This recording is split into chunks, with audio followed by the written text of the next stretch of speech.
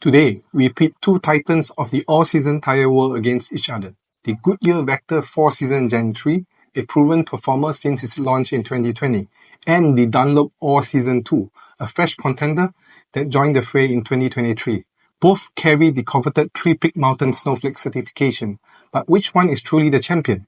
Throughout this comparison, you'll see performance metrics represented in percentages, with the Goodyear Vector 4Season Gen 3 set as the reference point at 100%. Starting with wet braking, the Goodyear Vector 4Season Gen 3 shines, stopping 2.1 meters shorter than the Dunlop All Season 2. It also outperforms in aquaplaning, maintaining a control at a speed of 1.6 km per hour higher.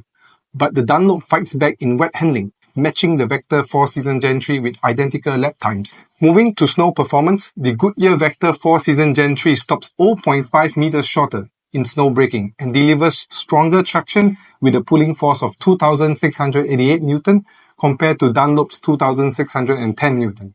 It also completes snow handling lap 2.2 km per hour faster, showcasing better agility. In dry conditions, the Goodyear Vector 4Season Gen 3 stops 0.1 meters shorter in braking and completes handling lap 0.5 km faster, maintaining a slight edge. The Dunlop, however, remains competitive with near identical performances.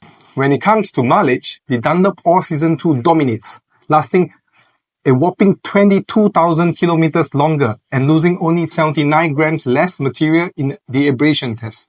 For drivers prioritizing longevity, this is definitely a standout feature. In noise levels, the Goodyear Vector 4Season Gen 3 is 0.7 decibels quieter, offering a more comfortable ride.